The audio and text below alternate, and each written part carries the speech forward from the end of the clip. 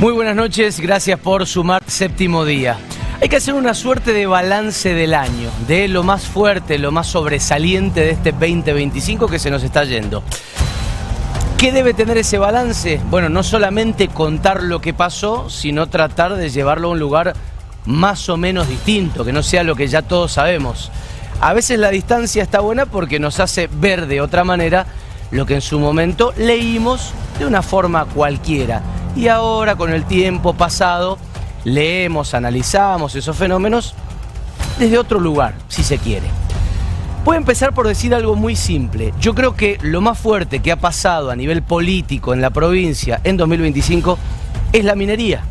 Es lo del martes de la semana pasada, porque San Jorge será un parteaguas para la industria de Mendoza y también para la industria minera, y por todo lo que genera alrededor a nivel social y a nivel político. Todos sabemos a qué me estoy refiriendo.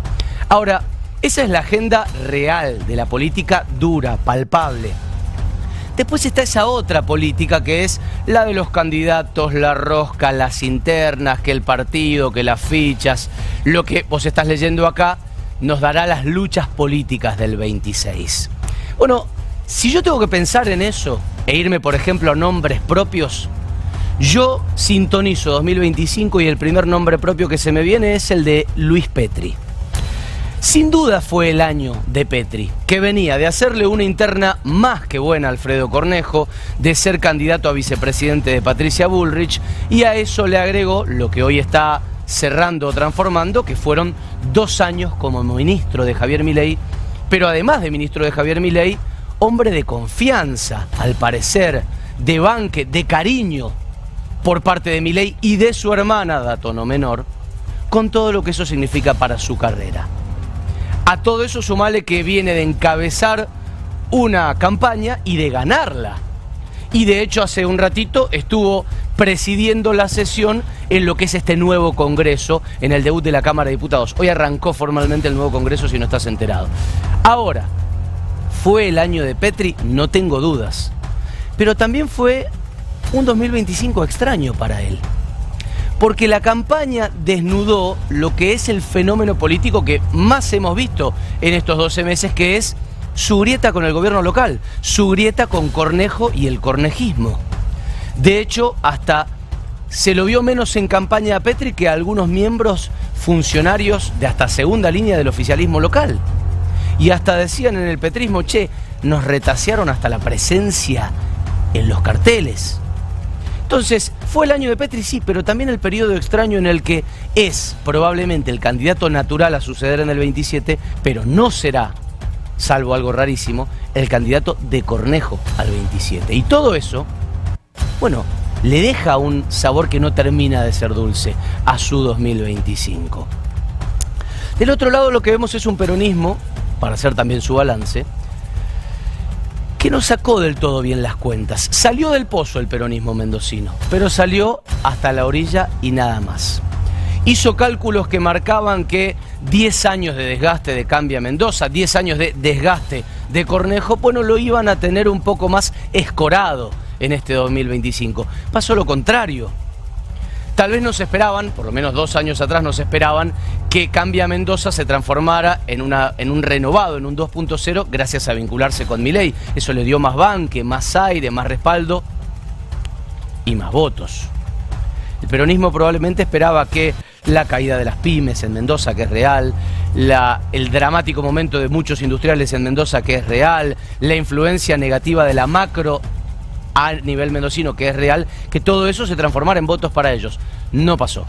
Volvieron a quedar a 25 puntos del oficialismo, por lo menos salieron de los 13 de antes, pero perdieron incluso sus propios municipios y no les terminó la elección ni el año electoral por ordenar la interna. El PJ decía, si nosotros ahora ganamos de determinada manera con estos candidatos, bueno, eso ordena nuestra guerra civil contra la cámpora, intendentes versus la cámpora. No pasó, de hecho recrudeció. En un ratito tenemos una dura crítica, duro reclamo del sector cámpora respecto a cómo se van a elegir los candidatos.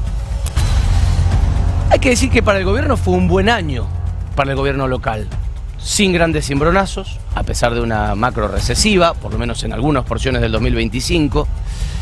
Un gobierno, insisto en lo que decía recién, revalidado en las urnas, un Cornejo revalidado en las urnas, a 10 años de haber sido gobernador por primera vez, con todo lo que ha pasado en el medio, con una macro complicada, con un aliado nacional como Milei complicado, al que a veces es difícil salir a bancarle las ideas. De hecho, tenemos un par de preguntas para nuestro invitado de hoy, que está Diego García Salazar, respecto a qué opina de los cambios que se han hecho en financiamiento universitario de último momento.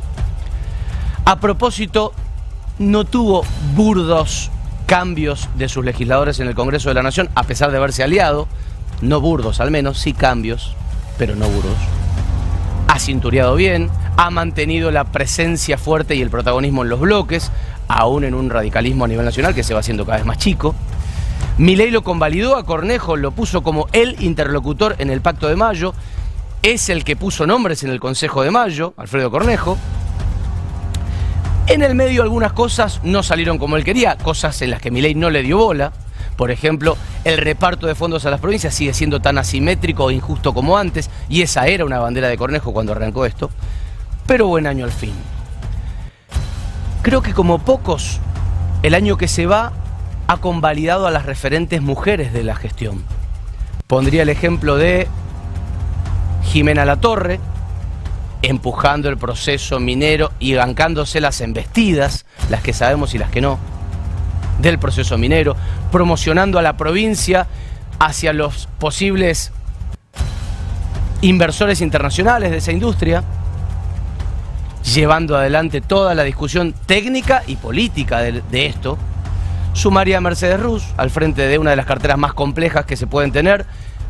Nadie ha pedido su cabeza, más bien al contrario, cierra con algunos indicadores positivos. Sumaría a Eve entre los cuadros femeninos que han tenido un buen año, porque salió eyectada del PRO, perdió esa elección, fue rebotada en el LLA, no le dieron la afiliación, y a pesar de esa orfandad partidaria, es tal vez el mayor nexo que tiene el gobierno de la provincia con Javier Milei. Habla como pocos con esa cúpula de Casa Rosada, según nos dicen. Y sin cambiar un ápice sus modos, porque muchos decían, bueno, va a tener que modificar. No, llega al meridiano de su gestión más empoderada que antes. Ya que hablé del PRO, cortito, porque hay como una o sea, tenés peronismo, oficialismo y después alrededor una balcanización de partidos que están medio jibarizados. El PRO es uno de ellos. No solo por problemas locales, sino porque a nivel nacional lo canibalizaron a Macri, lo depreciaron, lo despreciaron también, y eso fue pasándole a todo el partido amarillo. Lo bueno, lo fuerte migró hacia la Libertad Avanza. El PRO acá quedó como un cascarón medio vacío. En la legislatura no funcionan como bloque. La Unión Mendocina, que asomaba como mucho, 2 años de hacerse más pequeña. Silencio atroz de Omar de Marchi de Buenos Aires. Ni hablar el sonoro fracaso de lo que fue el proyecto Provincias Unidas, que se lleva puestas aspiraciones, por lo menos a corto plazo, de para mí un buen cuadro como Jorge Difonso. Y hablo cortito de la Libertad Avanza, que terminó por desdibujar a sus primeros 3 referentes. Mechillano, como un electrón libre, hizo campaña en contra del partido de Milei. Corrida, mucha bola no le dan. Lourdes Arrieta es Lourdes Arrieta. Creo que acaba de aterrizar en su 5º bloque y va estrenando su 15ª ideología o una cosa así. Y Facundo Correa Llano, que es el que fue electo como el más importante de esa camada, han pasado 2 años y todavía no le conocemos la voz. No habla Facundo Correa Llano. Tiene muy buena relación con Cornejo, tiene, dicen, el banque de los Menem en Buenos Aires, pero acá por lo que más se lo conoce es por haber puesto a su novia de candidata. Eso no puede ser positivo, es el presidente del partido de Milei en Mendoza. Balance con ese dato al frente para él y para ellos. Hablando del Congreso, porque mencioné 3 legisladores nacionales, pésimo, patético año del Congreso de la Nación. ¿Sabes cuántas leyes sacaron en estos 12 meses, o por lo menos en el año parlamentario? 11. 11 leyes. Es el peor año, la peor performance del Poder Legislativo de la República Argentina en más de una década. Tristísimo, balance para ellos. Cierro con esto. Probablemente la gran lucha que empecemos a ver el año que viene sea por la sucesión. Es una obviedad, es una anticipación periodística, lo que quieras. Pero eso empieza, o va a empezar el año que viene, a generar esta inestabilidad adentro de algunos cuadros de la gestión, ¿no? Porque empieza a inquietarse la cosa. ¿Quién va a ser el elegido por Alfredo Cornejo? No lo va a decidir el año que viene, pero el año que viene tendremos los indicios, tendremos los movimientos. Es el último año para posicionarse de cara a eso. Cornejo tiene que elegir un sucesor y no ha aparecido. ¿Será Mema, como muchos dicen? ¿Será otro ministro? ¿Será una de las mujeres de la gestión? ¿Sacará un conejo de la galera y hará algo raro como que un intendente, en vez de buscar la reelección, sea él el candidato? Está la clave ahí, porque quien sea el elegido, el que tenga la avenida de Cornejo, es el que pasa directamente o a la pole position para ser gobernador o al segundo puesto, dependiendo cómo esté Petri. Así las cosas hoy. Por supuesto, la política se tendrá que encargar de las cosas importantes y no de esta agenda, como te decía, que es más chiquita, pero de la cual se ocupan, no nos vamos a engañar. Y cierro con esto. Lo más fuerte del año, y del que vendrá, no pasa en Mendoza. Para los mendocinos incluso no pasa en Mendoza. Viene de Balcarce 50. Se le acaba a Milei la posibilidad de decir que está lidiando con una pesada herencia. Hasta su benemérita escuela de Austria dice que pasados 2 años, por más que se haya, por ejemplo, emitido enormemente en una política económica, empezás a borrar toda esa resaca, ¿sí? Hasta la escuela de Austria lo dice, bueno, 2 años. Pero aparte tendrá más injerencia que nunca su mirada en la República Argentina. Acaba de debutar un Congreso totalmente afín, de mayorías prácticamente automáticas, algunos dirían adicto, y que se empieza a ver en el arrojo que le está poniendo Milei a algunos de sus proyectos. O sea, se le acaban las excusas de lo que pasó. Y Milei, y ahora sí, este es el dato de lo que más pasó, de lo más fuerte que pasó en el año, vivió la revalidación. Esto es lo más fuerte del 25 y lo que marca para el año que viene la política nacional y local también. Milei fue revalidado en las elecciones. Ese es el hito político del año. Creo de corazón que se merecía esa revalidación. Después puedo hablar de los argumentos. Y cuando digo que se merecía esa revalidación, hablo de la popular que lo votó y de la ayuda de los Estados Unidos, que fue decisiva para ganar. Quizás sin esa ayuda no hubiera ganado. Ahora bien, esa es la elección que ganó. También estuvo la del 7 de septiembre, que fue una muestra gratis de lo que podía pasar en la Argentina si la gente no empieza a ver resultados palpables de su mirada. La baja de la inflación, la baja de la pobreza, el superávit fiscal son elementos para más o menos intentar, pero no sé si lograr equilibrar lo negativo. Las pymes que caen como moscas, la debacle de los industriales, las empresas que cierran y echan de a 200 tipos. Todo eso está y la gente lo está viviendo. Milei tuvo una muestra gratis, un asomarse al precipicio de la decepción popular con las elecciones del 7 de septiembre. Tiene que sí o sí agarrar la brújula mirando a las 2 elecciones de este año y no solamente a la que ganó. Tiene que saber encuadrar a dónde tocan sus principios teóricos y técnicos con la realidad del día a día acuciante. Su país del futuro que él ve y que dice estamos armando la agenda de largo plazo con la agenda del cortísimo plazo, del ya. Tiene que pararse a gobernar justamente en esa interjección donde se tocan la escuela de Austria con las casas de Argentina.